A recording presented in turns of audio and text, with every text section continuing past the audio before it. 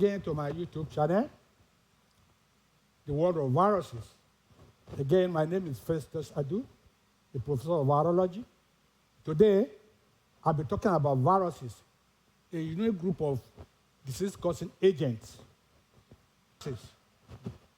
They are intracellular parasites. They live a dependable life on the cells of their host, using the organelles of their host to maintain their own life. In fact, we can refer to them as terrorists of organisms. They hijack the organelles of their host for their own benefit. They are metastable. What do I mean by metastable? Outside the cell, they are non-living. But inside the cell, they are living. That's what they mean that they are metastable. But they don't respond to antibiotics.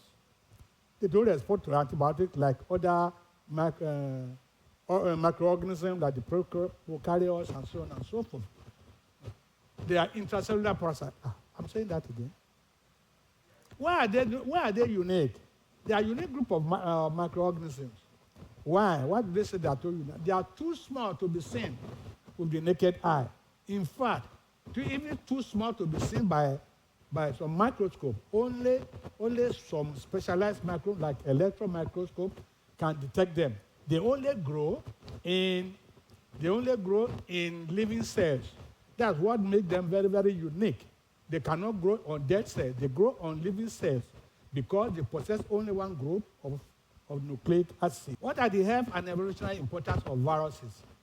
Viruses have shaped the history and adaptive life of man because of their predatory nature, which I just told us now.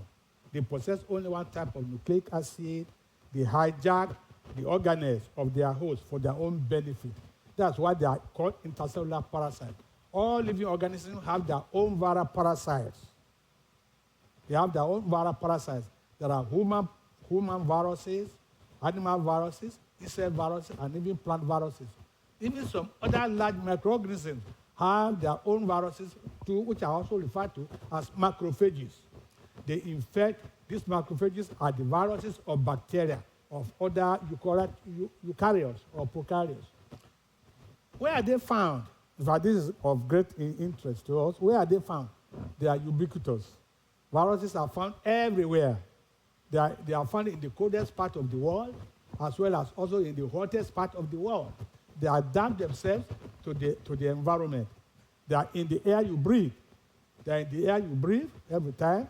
They are in the air you breathe. They are in your kitchen. They are in the water you drink, in your living rooms and in private rooms. Also, they are in your toilets, in the handle of your office doorknob. So you cannot say where we say they are ubiquitous, and that we have to be really very, very careful in handling them. They can live in your clothes for a very, very long time. That is why when we say wash your clothes or sanitize your hand, these are all the reasons why we say that. They can even remain in your unwashed hands for hours, making them infectious, making you dangerous in transmitting the disease. They can be found in your beloved pets, in your dog, your cat. They are out there. They are now. In fact, today, computers have their own viruses. Mm-hmm. How do they mutation? Another interesting thing that is unique about viruses is that they have the ability to mutate. They can change their forms. They can change their genetic forms. They change their form and genetic materials unannounced. This makes their spreading very, very easy, and their control very, very difficult. Those viruses that mutate, they are very, very difficult to prevent by vaccines, because they continue to change their outer coat, which makes vaccine useless at times. They change their forms and genetic material unannounced. Because of this mutation, it makes treatment and control very, very difficult. Such viruses are easily develop resistance to the drugs and render vaccine useless. Then mutating viruses easily cause pandemic, like we just saw not too many years back, COVID-19, which continued to mutate and continue to spread from continent to continent. They are very mutating virus easily cause pandemic. And what is pandemic? When we talk about pandemic, what do we mean by pandemic? Those are the diseases that cross that from nation to nation, crossing international borders. Yes. How do they cause diseases? How do viruses cause diseases? I told us from the beginning, they are infectious agents. They are intracellular parasites, infectious agents, contagious agents. They invade and spread from cell to cell. They invade from cell to cell. If you remember what I said earlier, that they only grow on living cells. So when they kill one cell, after they have infected one cell and have destroyed that cell, they spread to the other cell. That's why they are intracellular parasites. That's why they are metastable. In that cell, they cannot live longer. So after destroying one cell, they must find their way to the next cell so that the replication can continue. So they invade and spread from cell to cell. This invasion can lead to cell damage, cell death, and of course, cell transformation, which I'm going to be explaining more. Different viruses have affection for the different parts of our body. They have affection, they have what we call predilection. They have affection, they affect different parts of our body. In all the system of our body, they can affect different parts where they can produce disease as a result of the damage to the cells. So, this is polio, yes. This is polio. The unfortunate thing is polio is almost eradicated in the world now. And we see now, what are the characteristics of polio? We see atrophy of the extremities. We see the atrophy of the extremities, either the legs becoming thinner than the other, or one leg shorter than the other. This was polio in America in the early hundreds before its eradication. And this also they cause respiratory disease. They are also found in the urogenital system. So, this is a typical exanthematous virus. This is measles, showing the measles exanthema all over the body of the sick child. Measles exanthema in a child. This is all how they all cause diseases. Like I just told us, that they cause diseases in every part of the body, in any part of our body. Certain viruses have specific predilection for different parts of the body. This is a typical case of measles. In this boy that is opening his mouth, measles is characterized by what we call complete spot. It's only in measles we have that pathognomonic sign, a whitish exudation at the bottom of the tongue, at the bottom of the tongue. It's only in measles we find that symptom. It's very, very pathognomonic. There's no other disease where complete spot is ever found. This is shingles. Is an example, again, a predilection for the skin and the epithelium. This shingles, one good thing about shingles, very good thing I need to say here. One good thing about shingles is only found in adults who had chickenpox while they were children. Actually, chickenpox and shingles are caused by the same virus. They are caused by the same virus. Adults who develop shingles are those adults who had the chickenpox while they were children. So, a father or an uncle can infect an uncle or an adult with shingles, can infect his grandson with chickenpox. But a baby with chickenpox cannot infect his father with shingles. I hope that is really very explanatory.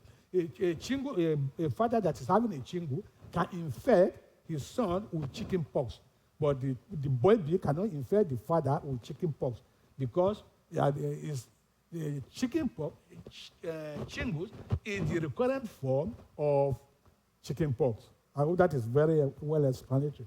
So it just shows how these viruses, how they cause these diseases all over our body. In fact, not only infectious diseases have been attributed to viruses. In fact, viruses have been incriminated in some non-infectious diseases like hyperangina, pericarditis, inflammation of the heart muscle, pericarditis, myocarditis, even pleurodina, which can easily be confused with stroke at times. Diabetes.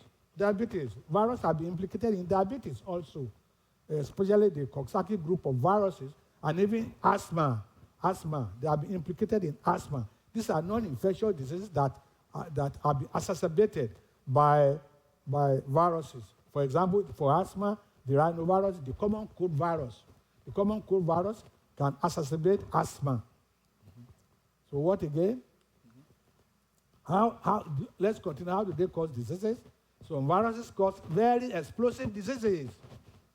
Very explosive disease outbreak, especially those very virulent ones, like Ebola, which from some some years back now, caused a very serious outbreak in Africa that spread to almost part of the world. Very high rate of death within a short time. That is very characteristic of those explosive, very, very virulent viruses, like the Ebola, Marburg, Lassa fever, and so on and so forth. Some cause inapparent and chronic infection, like polio, inapparent infection. They show subclinical symptoms. The symptoms don't appear, and some of them cause chronic diseases which are not recognized immediately, like the hepatitis group of viruses. A person can be infected with chronic hepatitis, without even knowing that it's infected. Some viral diseases can be transferred from animal to man, and those are the ones we refer to as zoonotic viruses, zoonotic diseases. A very good example is the rabies, which I've been talking about all this as we go on, as we see more of my video. So this disease can be transmitted from animal to man and vice versa, from animal to man, and from man to animal. How do they invade? How do viruses invade their host? Viruses are capable of spreading from their portal of entry. What do we mean by their portal of entry? The portal of entry is their very first point of entry after transmission. Some through respiratory tract, some through the aura, through our mouth, or some through the skin, or some through the respiratory tract. So that's what we refer to as the portal of entry. So what follows after the portal of entry actually depends on the virulence of the virus.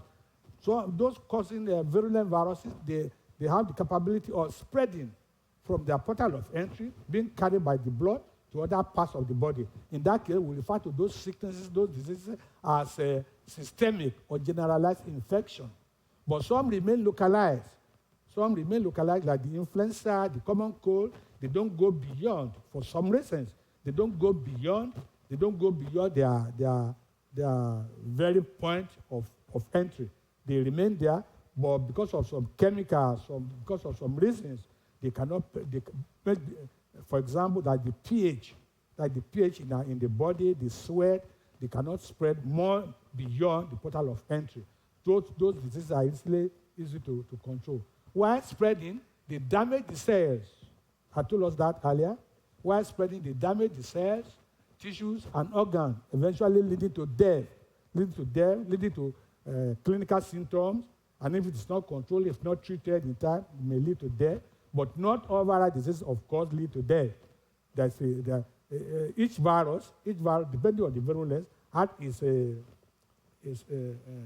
spectrum of recovery. Not all those people who contact viral disease will surely die. No, there's a degree of recovery. What are the forms of viral diseases outbreak? Viral diseases are sometimes age-related. Some are only limited to children. Some childhood diseases to adults. I just told us a very good example I told us earlier was the case between chickenpox and shingles. Chickenpox is in children, whereas shingles is in the adult. So some are sex-related, some are cell-related, and some very virulent ones cause large-scale outbreaks, which may refer to as epidemics, when the outbreak is more than the threshold, when it's more than the national threshold. Again, this is relative. This is relative. In developed countries where disease surveillance is actually very good. What we may not refer to in developed countries as epidemic, it may be regarded as epidemic in developed countries where the surveillance is very, very good. What do we mean by that? When the normal threshold is higher than the normal. That's what we mean by the threshold of endemicity, can spread beyond international borders. That's the one I told us earlier. Pandemic, a very good example, is the one the world just witnessed, the COVID-19, when it can spread from country to country across international borders. Influenza virus, for example, HIV, AIDS, and coronavirus, they are the latest, the latest group of diseases, viruses associated with pandemic. Some cause sporadic outbreak. They just cause sporadic outbreak, and after that sporadic outbreak is terminated and is controlled. Spread and transmission. How are viruses transmitted? Very interesting story here. How are they transmitted? Virus infections are contagious. They are contagious. They spread from cell to cell. They spread from cell to cell. So therefore, transmission can be person to person. Person to person. This is the commonest one. And this is the mode of control. It can be person to person. It can be person to person. It can be through aerosol. We breathe it in. Through sneezing and coughing. Little wonder why we asked during the COVID-19, why we had to continue to wear our mask, nose mask and head mask. Some through sexual intercourse, HIV, AIDS. Some mother to child, the same thing. Some cancer, some virus, some cancer-causing virus can be spread from mother to child. But a very good example of mother to child is the HIV, which can spread through during the birth canal, when the child is passing through the birth canal. Continue on some through the fecal-oral, through the contaminated food, contaminated water, contaminated fecal-oral, through our mouth, through ingestion of contaminated food. So that can be, or insect or animal bites. Insect or animal bites. These are the ones we call the arthropods. Those are the viruses, those are the diseases that are spread. Those are diseases that are spread through insect bite. A very good example is the yellow fever, the dengue fever. You have to be bitten by a mosquito. Somebody who has yellow fever cannot transmit person to person. That person has to be bitten by a mosquito. By an infected, that bitten mosquito must have been infected, which will now go and transmit to another person. Those are the viruses we call arthropods, insect or animal bite. Then through international travel, because it's very, very easy. International travel is very, very easy nowadays. You can be in one continent, and the next 8 hours you are in another continent. And if you are incubating that disease, the capability of introducing it to susceptible people in the continent you are going is very, very possible. It's very, very possible with international travel, very, very, very easy nowadays. So spread and transmission of viruses can easily be transmitted through international travel. So these are just an example of some common viral diseases. Let me just leave this because these are the viruses. These are the slides which shall be seen, shall be treating one by one as we go on in this in my video. Can viral diseases be treated? Yes. Yes, it can be treated. But, like I told us earlier, viral diseases, they don't respond to antibiotics. They only respond to what we call antiviral drugs. But the unfortunate thing is that the level of success achieved with antibiotics is not yet achieved with antiviral drugs. Therefore, what do I mean by that? Not all viruses respond to antiviral drugs. Antiviral drugs have not been found to all viruses, to all viral diseases. So in that case, where there are no antiviral drugs, what do? We do palliative and symptomatic treatment. That is treating the symptoms, reducing the symptoms in the patient, treating the symptoms. Like if the patient is showing high temperature, you can give some antipyretic drugs and so on and so forth. And just palliative anything to suit the condition of the patient. But for those viruses where antiviral drugs have been developed, some antiviral drugs are really very, very good for like HIV, like influenza, like shingles we just mentioned now. They are very good antiviral drugs. Chickenpox, they are very good antiviral drugs. CMV, they are very good antiviral drugs. Prevention and control. We're almost coming to the end of the video. I hope you are following me. I hope you are enjoying this thing. Prevention and control. Pre-exposure prophylaxis is the best form for prevention and control. What do I mean by pre-exposure? That is, get vaccinated.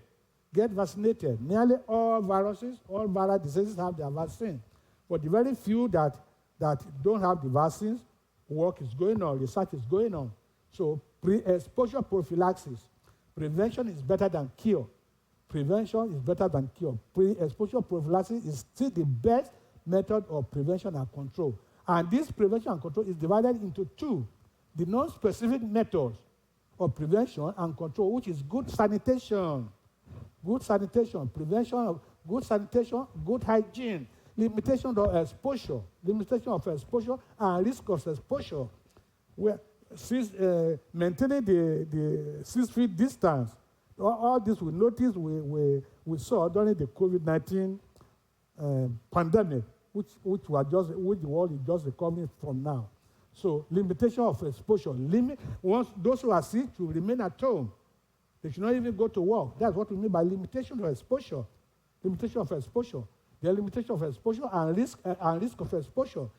Wear your mask, wear your gloves. In your office, make sure you wipe before you enter your office, make sure you wipe with your hand sanitizer, your doorknob, and so on and so forth. But the specific method is, of course, the most effective. Vaccination. There are vaccines for many of the viruses now. There are vaccines.